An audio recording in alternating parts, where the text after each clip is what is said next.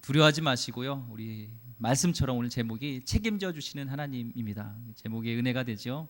책임져 주시는 하나님이 있습니다. 그래서 오늘 다니엘서를 통해서 어떻게 하나님이 책임져 주셨고 또 그의 삶이 어떠하였는지를 보면서 정말 이런 어려움 속에서 책임져 주신 하나님 붙들고 승리하시기를 소망합니다. 우리 옆분하고 한번 인사했으면 좋겠습니다. 힘내세요. 주님이 책임져 주십니다.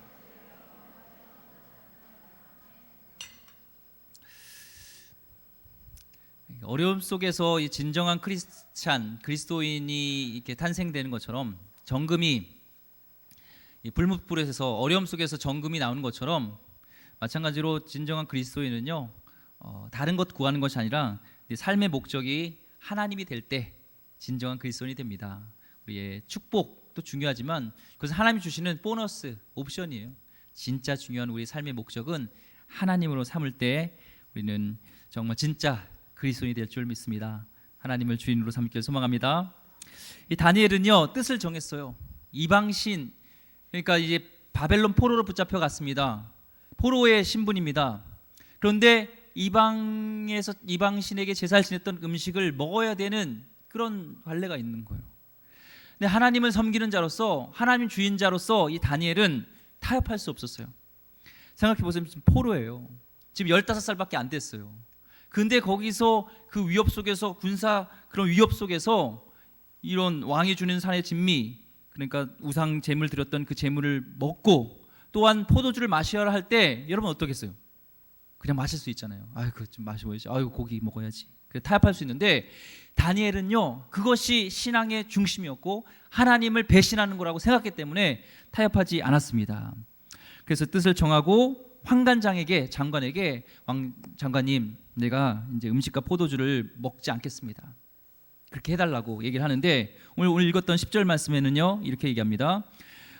황관장이 한마디로 그것은 이해되지만 안 된다는 거예요. 왜냐하면 뭐가 위태롭냐면은 머리가 위태롭겠다는 거예요. 내 머리가 왕 앞에서 위태롭게 되리라 하니라. 끝절에 보니까 그렇게 나왔죠. 끝에쯤에 내 머리가 왕 앞에서 위태롭게 되리라. 그래서 머리가 위태롭게 된다는 것은 이 목을 팍 치는 참수당한다는 이게 아니라 내 자리가 지금 박탈당한 거예요. 그러니까 왕의 그런 위험, 왕의 두려움, 왕의 존재를 인식했고 이 황관장은 진짜 두려워하는 사람이 누구였냐면은 왕이었어요.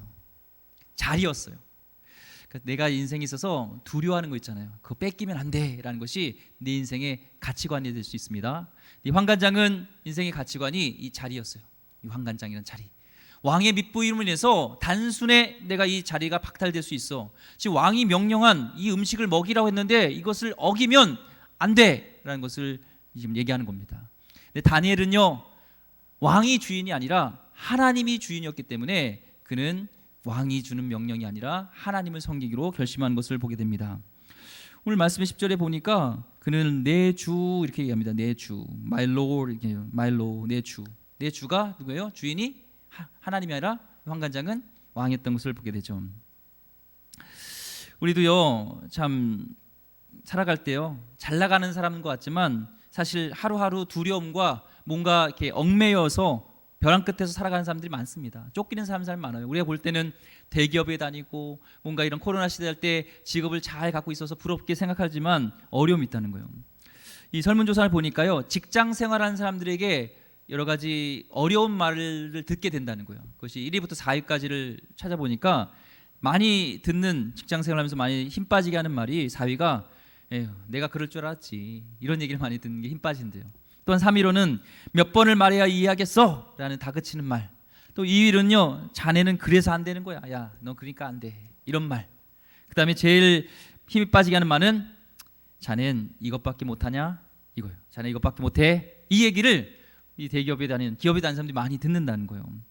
또 놀라운 건요 대기업 신입사원이 임원이 되기까지, 대기업에 들어간 것도 어렵지만 이제 가서 임원이 되려면 평균 몇 년을 기다려야 되면 21.6년을 기다려야 된대요. 그래야지 이제 거기 임원이 된다는 것이 기업이에요. 대기업이에요.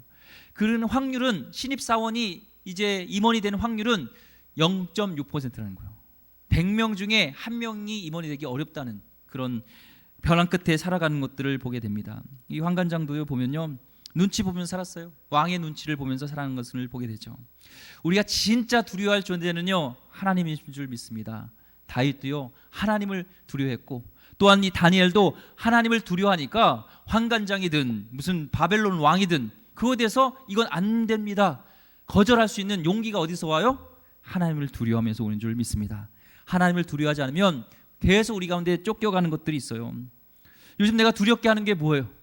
코로나 걸릴 것 때문에 두려워. 목사님, 저는 확진자가 두려운 게 아니라 확진자가 두려워요. 살이 왜 이렇게 찌는지 모르겠어요. 살이 막 자기를 이렇게 나 좀 알려달라고 막 옆구리 살이 막 뒷살이 막 뱃살이 막 얘기를 하고 있어요. 이런 확진자 두려움입니까? 이건 좀 두려울 수 있죠. 주식 폭락, 회사 부도, 회사 잘리는 것, 사업이 망하는 것, 뭐가 두려움입니까? 그것이 내 인생의 주인이 될 때 두렵지만 내 인생의 주인이 하나님이 되실 때 우리는 그 모든 두려움에서 이겨낼 줄 믿습니다. 이제 11절에 새로운 인물이 등장하는데요, 11절에 보니까 감독이라는 사람이 등장해요. 이 감독은 이 다니엘과 세 친구들을 이렇게 감독했던 실무진이에요. 그러니까 환관장이 좀 더 위에 있는 사람이고, 밑에 이제 그 밑에 부하 직원 중에 감독이라는 사람이 실제로 이제 다니엘과 하냐와 미사엘과 아사랴를 감독을 했어요. 책임자가 있습니다.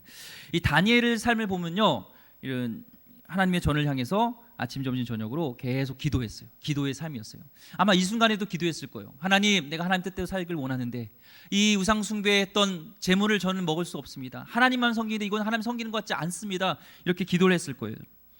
하나님은 우리의 밑바닥 인생 속에서 우리에게 올려주시는 분입니다.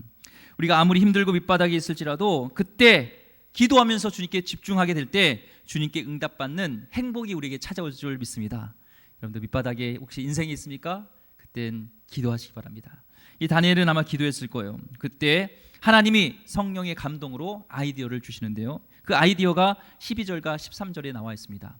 이 12절과 13절의 말씀에 보면은 이런 거예요. 나는 신앙인으로서 하나님을 주인으로 섬기는 자로서 내가 지금 노예로 신분을 왔지만 나는 이 제사 음식을 못 먹겠습니다. 당신 또한 이런 장관으로서 우리 컨디션을 최상으로 유지하기 위해서 이런 산의 진미를 먹여야 되고 우상에 준 고기를 먹여야 되는데, 그렇다면 우리 한번 실험해 봅시다. 열흘 동안 우리가 채소와 물만 먹었는데도 우리 얼굴이 초췌해졌을 때, 다른 학생들과 다른 사람과 비교했을 때 초췌해지면은 내가 군말하지 않고 당신의 명령대로 따르겠습니다. 한번 실험해 보자고 이 제안을 주는 거예요. 이렇게 제안을 줬을 때 노예의 신분이 사람이 얘기하면은 안 들어줄 수 있잖아요. 그런데 들어줍니다. 감독이 그 제안을 허락해요. 여기에 보면은요, 이 감독 위에 있었던 이 환관장이 그냥 암묵적으로 인정해 준 거예요. 왜냐면요, 오늘 읽진 않았지만 9절에 보면요, 다니엘이요 은혜와 긍휼을 얻게 되었다고 9절에 보면 나와요. 하나님의 은혜와 긍휼을 인해서 이방 국가 속에서도 그렇게 그 연관된 사람들이 다니엘을 도와주고 있다는 거예요. 우리 가운데도요, 잊지 말아야 될 것은 하나님의 은혜가 우리와 함께 하십니다. 눈에 보이지 않지만 오늘도 하나님의 은혜는 우리와 함께 하세요. 돌아보세요. 하나님의 은혜가 얼마나 큰지. 우리 구원하신 은혜도 있지만 너무나 많은 은혜가 있습니다. 저도 이 말씀을 이제 준비하면서 나에게 주신 은혜, 깨닫지 못한 은혜가 뭘까, 잊고 있던 은혜가 뭘까 보니까 이제 한 달 있으면 제가 이 기름교회 온 지 1년이 되더라고요. 빠르지 않나요? 예, 벌써 그렇게 됐어요. 벌써 그러시는데 벌써 1년이 돼가요. 돌아보면요, 그때 1년 전에 감사했던 것 같아요. 참. 지금도 감사하고 있지만 그때 더 많이 감사했던 것 같아요. 하나님의 은혜로. 물론 여러분이 기도해 주시고 또한 수고하신 분들이 있기 때문에 제가 왔지만 그래도요, 이 기름교회 담임 자리가요 100대 1의 거의 경쟁률이었어요. 프라이드를 가지세요. 우리 기름교회 담임 목사가 되려면 100대 1이어야 됩니다. 근데 저는 뭐 백도 없고 가진 것도 없고 말도 잘 못하고 아무것도 없어요. 그래서 난 주위에서 친구라든지 분들이 야, 너 어떻게 기름교회 담임 목사로 갔냐? 몰라, 하나님의 은혜야. 그러면 생각하다가 그래요. 맞아, 하나님의 은혜다. 그게 감사한 거예요. 왜냐면 야, 너 백이 있잖아, 너 힘이 있잖아, 너 말 잘하잖아, 너 뭔가 능력 있잖아, 이러면 하나님의 영광이 가리는데 나를 볼 때, 내 모습을 볼 때 선한 것 하나 없는 자, 그러니까 맞아, 하나님 은혜야 하니까 하나님이 높여주시니까 그게 기쁜 거죠. 오늘 다니엘은요, 하나님의 은혜가 함께 하셨습니다. 하나님을 붙들고 가는 자에게는 하나님의 은혜가 있습니다. 여러분도요, 하나님 붙들면요, 하나님이 책임져 주시고 하나님 은혜가 함께 하신 줄 믿습니다. 실제로 이제 다니엘의 그런 제안대로 열흘 동안 이제 테스트 실험을 합니다. 14절 보니까 그가 그들의 말을 따라 열흘 동안 시험하는 거예요. 이제 채소와 물만 주고 진짜 얼굴이 초췌한지 아닌지, 다른 사람들과 난지 안 난지를 이제 테스트를 해보는 거죠. 참, 우리 믿는 사람들은요, 세상으로부터 테스트가 있어요. 하나님부터 쓰임 받기 위해서는 테스트라는 게 있어요. 진짜 너가 크리스찬이야? 너 하나님 믿어? 진짜 그렇게 네 말대로 그렇게 살아가는지 한번 보자. 이 테스트가 있는 거죠. 지금 테스트가 있는 것이죠. 제가 많은 그런 도전을 받았던 분이 있습니다. 그러니까 CEO이기도 하던데요. 건축설계업사의 팀 하스 하영록이라는 분 들어보셨는지 모르겠습니다. 저분인데요. 저분의 많은 삶을 다 얘기할 수는 없어요. 지금은 다 얘기할 수 없지만 예전에 그러니까 오바마 정부 시대 때 건축 자문위원을 했던 분이고요. 그렇게 뛰어난 건축 설계업 CEO고 지금은 뭐 회사의 10대 주차장 건설 회사의 그런 CEO로 명성을 날리는 그런 많은 젊은이들이 가고 싶은 기업에 선정되는 그런 일들을 하고 있습니다. 이분이 시작할 때 초라했어요. 그냥 그 창고에서 시작했어요. 혼자 시작했던 게 하나님이 함께 하셔서 이렇게 했는데, 이분이 그래요. 사람들이 묻기를 뭔가 강한 신념이 있을 것 같잖아요. 그렇게 조그만 기업에서, 기업도 아닌 곳에서, 창고에서 그렇게 큰 기업을 이루기까지. 근데 이분은 딱 붙은 게, 그 책도 냈지만 P31이라는 책이 있습니다. Proverbs 31 해서 잠언서 31절 말씀에 1장 말씀을 하나님이 묵상하게 됐어요. 그 말씀은 결과적으로 우리의 인생은, 영어로는 그럽니다. We exist to help those in need. 우리는 필요한 자를 위해서 존재한다는 거예요. 내가 기업을 하고 공부하고 배우고 이 모든 것이 필요로 하는 자들에게 섬기고 흘려보내고 나누기 위한 것이라는 것이 딱 이웃을 사랑한 것이란, 하나님 섬기고 이웃 사랑한 것을 딱 마음에 와닿았어요. 그래서 내가 희생하고 헌신하고 어떤 어려움 속에서도 하나님 내가 먼저 손해보겠습니다, 섬기겠습니다, 이 모토로 시작한 것이 하나님이 함께 하셨던 이유였어요. 실제적으로 그 말씀대로 살아가느라 하는데 어려움이 있었습니다. 특별히 이제 야구장을 이제 건립을 하는데 거기에 수주 참가하게 됐어요. 건설을 해서 주차장을 이제 건설하는데, 이제 다른 우린 건설 쪽에서 주차장을 하고 다른 팀은 뭐 이렇게 벽을 하고 각자 맡은 것들을 이제 하고 디데이를 돕고 야구장이 이제 프로 야구가 개장할 수 있게끔 이렇게 협업을 했어요. 근데 이 벽의 보가 금이 간 거예요. 이게 누구의 책임이냐라고 이제 공방이 되는데 법리 싸움, 법정으로 가게 돼 있는 거예요. 법정을 끌다 보면은 계속 끌게 되어지고, 세상 사람들은 뭔가 문제가 있다는 것을 드러낼 것이고, 그 다음에 약속했던 그 야구 개장 시간에 못 열게 되게 돼 있어요. 하는 말씀 근거로 이 하영동 이분이 손해보기로 했습니다. 그거 저희가 떠넘길게요. 법적으로 갔으면 이겼을 거예요. 근데 우리가 떠넘길게요. 떠안을게요 하고 25억을 손해보면서 그 모든 보수공사를 다시 다 한 거예요. 나중에 이제 정상적으로 이제 개장을 하고 그쪽 반대편에 있었던 CEO와 같이 만나서 얘기를 합니다. 어떻게 그런 일을 할 수 있을까 할 때 이분이 얘기합니다. 우리가 만약에 그렇게 공방을 했으면 미국 전체가 우리 실수를 알게 될 것이고, 그건 우리 모두에게 죽는 일입니다. 우리 모두가 서로 적이 될 수밖에 없었습니다. 이때는 정말 희생이 필요한 누군가가 필요했는데, 바로 그때가 바로 이때인 줄 알고 우리가 희생한 겁니다 라는 것이죠. 세상에서 우리가 인정받을 때는요, 그렇게 말씀의 근거로 하여서 실제로 그렇게 살아갈 때 세상의 테스트에서 우리 통과되어지고 세상 사람들이 우리를 통하여서 하나님의 영광을 보게 될 줄 믿습니다. 이 다니엘은요, 그렇게 인정을 받아서 나중에는 왕에게 이 많은 귀한 예물과 향품을 받을 뿐만 아니라 높은 총리에까지 오르게 되는 것이요, 우리가 볼 때는 한순간에 된 것 같지만 그는 한순간 매 순간에 하나님 말씀대로 살아가노라고 결심하고 결단하고 그렇게 삶으로 보여줬던 모습이 있었다는 것입니다. 우리도 그렇게 하나님을 주인으로 모시고 결단하러 살아갈 때 하나님이 다니엘을 책임져 주셨던 것처럼 우리 인생을 책임져 줄 줄 믿습니다. 15절 말씀 보니까요, 이제 열흘이 지났어요. 열흘 후에 그들의 얼굴을 더욱 아름답고 살이 더욱 윤택하여 왕의 음식을 먹는 다른 소년들보다 더 좋아 보인지라라는 거예요. 하나님의 은혜죠. 고기도 안 먹고 채소만 먹고 이렇게 물만 먹었는데, 어떤 분은 이렇게 얘기하죠. 아유 목사님 채식 다이어트 했네요. 그러니까 더 용기가 나죠. 요즘 채식 다이어트가 얼마나 중요한 줄 알아요, 목사님? 채식 다이어트 한 게 아니에요. 힘이 없는, 지금으로 따지면은 그런 입시 시험을 봤는데 그 입사 시험에서 최고점을 맞은 거예요. 다른 사람들은 그 가운데 과외 선생님도 두고 뭔가 이렇게 막 도움 있는 사람이 많았는데 그는 그런 도움 받지 않고 하나님의 방법으로 해가지고 최고 1등이 된 거예요. 그걸 지금 얘기하고 있는 것입니다. 하나님은요, 하나님을 붙드는 자 풍성하게 주시는 은혜가 있습니다. 하나님을 오해하지 마세요. 하나님은 은혜가 풍성하신 분, 넉넉히 주시는 분입니다. 요한복음 1장 16절 말씀에 같이 읽어보겠습니다. 요한복음 1장 16절 말씀 시작. 우리가 다 그의 충만한 데서 받으니 은혜 위에 은혜로라. 아멘. 하나님은 충만하신 분이에요.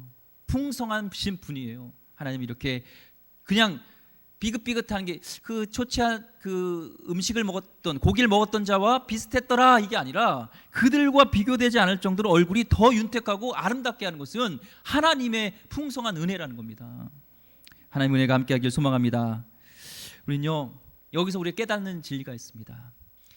사단은 작은 시험을 통해서 우리 실험을 테스트하고 무너지게 하게 돼요. 음식인 거 작은 것 같지만 이것이 다니엘에게 있어서는 타협할 수 없는 인생의 마지노선이었어요. 이거는 안 돼. 타협할 수 없어. 한번 눈 지끈 감고 먹고 그냥 살면 되잖아요. 그게 될 수 없었다는 거예요.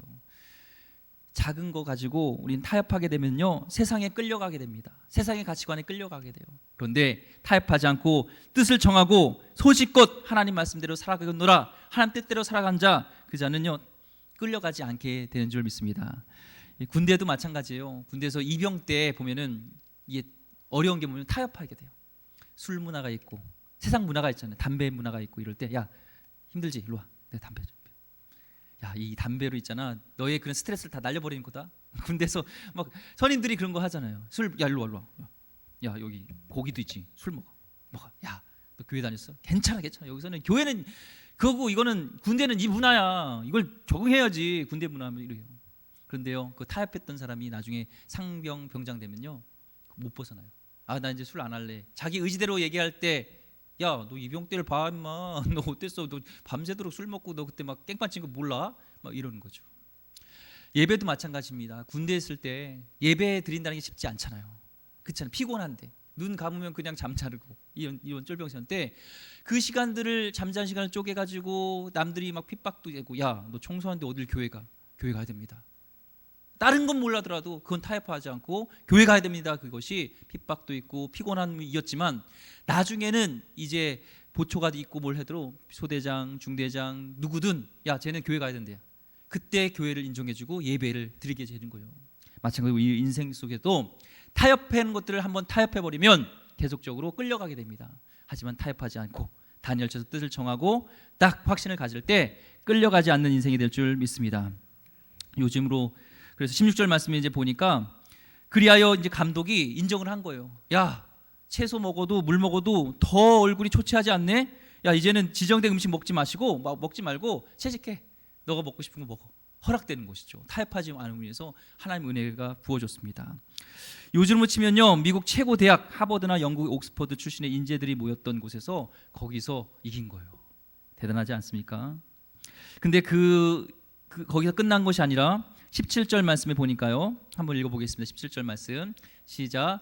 하나님이 이 네 소년에게 학문을 주시고 모든 서적을 깨닫게 하시고 지혜를 주셨으니 다니엘은 또 모든 환상과 꿈을 깨달아 알더라. 아멘. 한마디로 모든 지혜를 주시고 모든 서적을 깨닫게 하시고 환상과 꿈을 깨닫게 하시는 건 의미가 뭡니까? 하나님의 말씀의 기준으로 원인과 대안을 찾아간다는 거예요. 세상의 지혜와 지식을 뛰어넘는 하나님의 지혜로 말씀의 기준으로 살아가는 영성이 있었다는 것을 지금 얘기하고 있는 것입니다. 우리가 영성이라는 것은 기도가 해가지고 목소리가 쉬거나 할렐루야 이게 아니고 11절을 많이 하고 이건이 아니라 어떤 일에 대해서 성경의 눈으로 말씀의 기준으로 그 대안을 제시하는 거예요. 왕한테도 조언을 하고 이럴 때는 어떻게 됐냐 할 때 세상의 가치관이 아니라 하나님이 주시는 말씀의 근거로 하여서 주신 그 안목을 하나님께서 지혜와 이것을 주셨다는 것을 말씀하고 있는 겁니다. 여러분, 하나님의 말씀이 정치, 경제, 사회 모든 분야를 바꿀 수 있는 하나님의 능력의 말씀인 줄 믿으시기 바랍니다. 근데 오늘날요, 예수 믿는 사람들이 이 성경책엔 착각하는 게 있습니다. 이 성경책은 교회 안에서 돛 닦는 걸로 생각해서 이 성경책을 그냥 착하게 살자, 그냥 정직하게 살자, 거짓말하지 말자, 여기서 끝나버려요. 아닙니다. 아침에 묵상하고 은혜 받은 걸로 끝나는 그런 말씀이 아니라 이 말씀을 가지고요, 다니엘처럼 세상을 변화시킬 수 있는 영향력이 있는 것이 하나님의 말씀입니다. 불교는요, 세상을 전 개혁하지 못한다고 확신합니다. 왜냐하면 불교는요, 세상을 바꿀래야 바꿀 수가 없어요. 왜냐하면 불교의 최종 교리는요, 득도입니다. 돌을 닦아서 내가 부처가 돼서 니느바다에 이르는 것, 그것이 그의 최종 목적이에요. 하지만 성경이 지향하는 우리 기독교의 목적은요, 그것이 아니라는 거예요. 성경은 도전주입니다. 마태복음 28장 18절에 20절 말씀에 내가 너희에게 가르쳐 준 것을 다 세상 모든 사람에게 가르쳐 지키게 하라라는 우리에게 명령을 주셨어요. 이 말씀을 배운 것을 세상 속에서 그들이 가르쳐서 지키게 하는 것, 세상의 사회, 경제, 문화, 모든 정치에서 영향력을 끼치라고 말씀하고 있는 것입니다. 말씀을 가지고 방글라데시, 어딘 파키스탄, 중국으로만 가는 선교만 얘기하는 것이 아니라 내가 있는 삶의 자리, 정치, 경제, 문화 있는 모든 곳에서 말씀을 가지고 영향력을 끼치라는 것을, 그것이 하나님 나라가 된다는 것을 지금 우리에게 말씀하고 있는 것입니다. 여러분, 예수 믿는 사람들이 대통령이 되고 국회의원이 되는 것 중요합니다. 그렇죠? 기도하죠. 그런데요, 우리나라 국회의원이 3분의 1이 집사님이란 잡사님이 죄송합니다. 장로님인 거 아십니까? 그런데 우리나라의 정치 수준은요, OECD 국가 중에 밑바닥이에요. 아이러니하죠. 대통령이, 국회의원이 되는 게 중요한 것이 아니라 하나님의 말씀을 근거로 하여서 그렇게 살아가는 것이 중요하다는 거예요. 수년 전에 우리는 김모 장로님이 대통령이 되셨기 위해서 밀어드렸습니다. 근데 결국에는 둘째 아들이 뇌물을 받아서 감옥에 갔습니다. 감옥에 가기 전에요, 교인이니까 목사님께서 안수 기도해 줬어요. 그리고 들어가서 욥기서를 읽으라고 제안했다고 합니다. 또 지나서요, 권사님 남편이 대통령이 되시겠다고 해서 열심히 좀 밀어드렸습니다. 그렇죠? 셋째 아들이 뇌물을 받았습니다. 감옥에 들어가서 또 목사님께 기도받고 들어갔는데 목사님이 들어갈 때 잠언서를 읽으라고 권면해 줬습니다. 그 다음에 둘째 아들이 또 감옥에 갈 때는 이사야서를 읽으라고 했다는 거예요. 성경이 감옥 가서 우리 마음을 편하게 하게 해주는 그런 말씀이 아니라 이 말씀을 살아 역사하셔서 다니엘 때뿐만 아니라 지금도 우리의 사회를 변화시킬 수 있는, 영향력을 끼칠 수 있는, 당대의 다른 박수와 어떤 박사보다도 뛰어난, 정치인보다 뛰어난 그 영향을 끼칠 수 있는 진리가 이 성경 말씀에 있는 줄 믿습니다. 바닷물은요 2.7% 염분 때문에 썩지가 않아요. 사회학자들은요 3%만 깨어있는 사람이, 나라에 주도하는 사람이 있으면 그 나라는 영향력을 끼치는 나라가 된다고 얘기합니다. 3%가 중요하다는 거예요.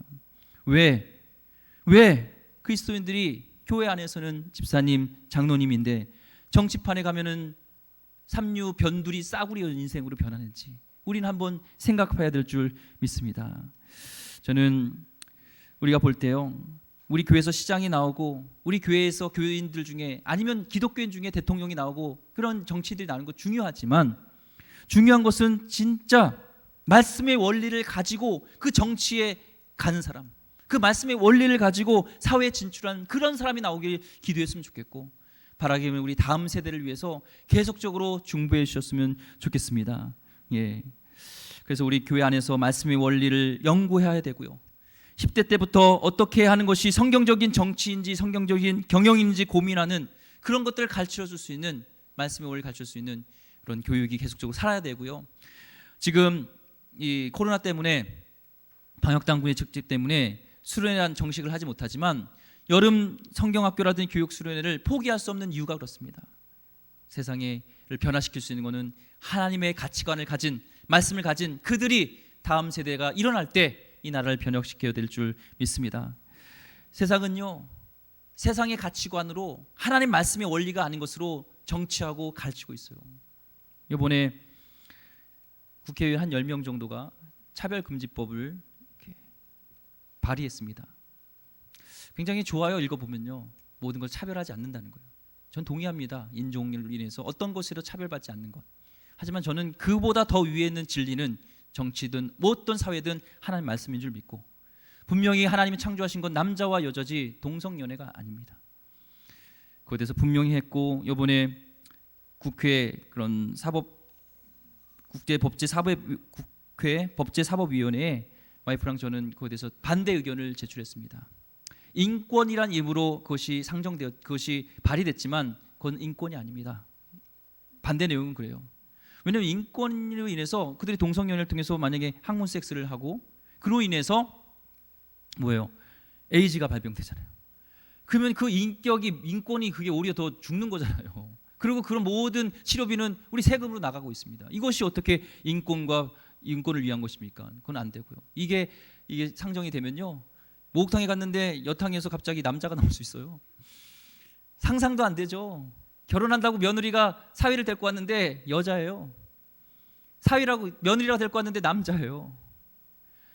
이렇게 되어지면 인류가 파괴됩니다. 하나님은 생육하고 번성하고 남녀를 만나게 해서 이렇게 자녀를 낳아야지 인류가 계속되고 살아나는데, 동성애끼리 결혼해서 어떻게 애를 가져요? 이런 모든 파괴되는 것이 어떻게 이런 차별금지법으로 해서 막는지, 그거는 저는 인정할 수 없습니다.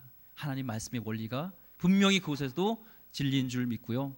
대신 사랑으로, 그 죄는 죄는 죄지만 우리 교회라든지 기독교가 그들을 막 바퀴벌레 보듯이 그런 쥐새끼 보듯이 이게 아니라 그들이 교회로 올 수 있게끔 장을 열어주고, 그들의 어떤 쉴 수 있는 그런 치료될 수 있는 정신적인 심리적으로 문제가 있다면 그걸 치료해 줄 수 있는 그런 모든 것들을 또 갖춰줘서 그런 넓은 마음으로 은혜로 또 받아줄, 이것이 교회의 할 역할인 줄 저는 믿습니다. 세상의 가치관이 혼란되고 있어요. 세상 속에서 말씀의 근거로서 살아가야 될 줄 믿습니다. 저는 하나님의 말씀이 능력이 있음을 믿습니다. 그 말씀이 한국의 정치를 바꿀 줄 믿고요, 한국의 경제를 바꿀 줄 믿습니다. 한국의 연예계, 모든 그런 교육계를 바꾸게 될 줄 믿습니다. 그렇게 누가 바꾸겠습니까? 오늘 결론적으로 19절과 20절 말씀입니다. 왕이 그들과 말하여 보매 무리 중에 다니엘과 하나냐와 미사엘과 아사랴 같은 자가 없으므로 그들을 왕 앞에 서게 하고, 왕이 그들에게 모든 일을 묻는 중에 그 지혜와 총명이 온 나라 박수와 술객보다 10배나 나온 줄을 아니라. 10배나 뛰어났다는 거예요.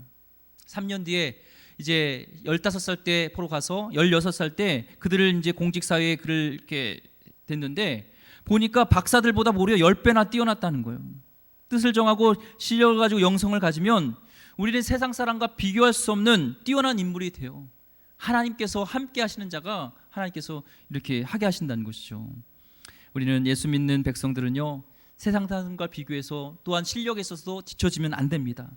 이 시대에 실력 있는 지도자들이 되시길 바라고요, 영향 있는 그런 사람 되기를 소망합니다. 그런데 중요한 건 오늘 보니까 다니엘 보니까요, 15세에 바벨론 포로로 와서 16살부터 공직 생활을 시작했습니다. 일찍 시작했죠. 21절 보니까 언제까지 있었냐면은 다니엘은 고레스 왕 5년까지 있으니라라고 했습니다. 고레스 왕은 이제 바벨론이 페르시아에게 멸망하잖아요. 페르시아 왕이 고레스 왕인데요. 무려 이 고레스 원년이 몇 년이 지나냐면 이 16살 때부터 67년 지날 때까지가 이 고레스 원년이에요. 그러니까 16살 공직 생활을 시작해서 67세니까 85세가 돼도 공직 생활을 잘 하고 있었다는 거예요. 어렸을 때 뜻을 정하고 주님만 섬기겠다고 결심한 그에게 하나님에게 놀라운 책임져 주신 은혜가 있다는 겁니다. 그런데 다니엘은 단순히 오래 살거나 공직 생활을 오래 하는 이것이 중요한 것이 아니라, 날이 갈수록 왕은 바뀌어도요, 계속적으로 그의 선한 영향력들이 그런 사람들에게 존경을 받고 이런 일들이 계속 있었다는 거예요. 말씀을 근거로 하여 보니까요.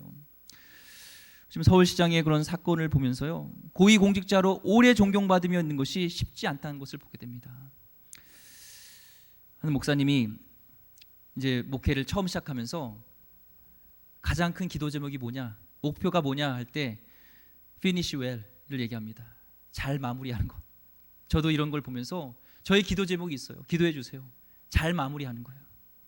내가 어떤 화려한 경력과 오랫동안 목회를, 이게 중요한 것이 아니라 마지막까지 다니엘처럼 청렴결벽하게 말씀을 근거로 하여서 하나님만 섬기고 살아갈 때 하나님이 책임져 주시는 인생이 됐던, 이것이 부러운 것입니다. 이번에 그런 그런 서울시장의 사건을 통해서 그 김동 목사님이 칼럼을 썼더라고요. 세상의 가치관 속에서 젊은 아이들은, 우리 학생들은 가치관에 흔들릴 수가 있어요. 내 아이들에게 가르쳐주고 싶다. 내 아들아, 죄 짓지 말거라. 죄 무서워하거라. 그러나 이기지 못하고 죄를 짓고 그것이 드러나 모든 삶이 다 무너지게 되었을 때라도 함부로 죽지 말아라. 주운 글씨 목에 걸고 세상의 조롱과 손가락질 끝까지 감내하며 다 내려놓고 다시 바닥부터 시작하거라. 속지 않은 마음으로 죽지 말고 속지 않은 마음으로 죽음보다 고통스러운 삶을 살거라. 그리고 용서해 주실 때까지 속죄하거라. 하나님이 무거운 죄의 짐을 벗겨주시는 날 다시 새 사람으로 거듭나거라. 정말 얼마나 이렇게 말씀을 가지고 우리가 삶 속에서 영향력 있는 지도자가 필요한지를 알게 됩니다. 아이들은요 그렇게 영향을 받아요. 뭐 잘못하면 죽으면 되는구나. 아니에요. 죽음은 우리가 마음대로 할 수 없는 겁니다. 이런 가치관 속에, 동성연의 혼란 속에서 어떻게 우리가 하나님의 말씀을 갖고 승리할 수 있겠습니까? 하나님을 주인으로 모시고 붙들어야 될 줄 믿고요. 정말 자녀를 위해서, 다음 세대를 위해서 기도해야 될 줄 믿습니다. 다니엘은 인간적인 방법이 아니라 첫 단추부터 하나님께 정하고, 음식 먹는 거 그거 가져도 우리는 그거 어때? 라고 하지만 그걸 타협하지 않고 끝까지 하나님을 주인으로 모시고 두려워하지 않고 살아갈 때 하나님이 책임져 주시는 인생을 살았던 것입니다. 오늘 말씀 예레미야서 17장 5절부터 8절 말씀을 묵상하면서 오늘 말씀을 마치려고 합니다. 여호와께서 이와 같이 말씀하시니라. 무릇 사람을 믿으며 육신으로 그의 힘을 삼고 마음이 여호와께서 떠난 그 사람은 저주를 받을 것이라. 그는 사막의 떨기나무 같아서 좋은 일이 오는 것을 보지 못하고 광야 건조한 건건한 땅 사람이 살지 않는 땅에 살리라. 7절 말씀 중요합니다. 같이 읽어보겠습니다. 시작. 그러나 물은 여호와를 의지하며 여호와를 의뢰하는 그 사람은 복을 받을 것이라. 그는 물가에 심어진 나무가 그 뿌리를 강변에 뻗치고 더위가 올지라도 두려워하지 아니하며 그 잎이 청청하며 가무는 해에도 걱정이 없고 결실이 그치지 아니함 같으니라. 아멘. 한마디로 하나님을 의지하고 하나님을 의뢰하는 사람은, 하나님을 주인으로 삼은 사람은 책임져 주신다는 겁니다.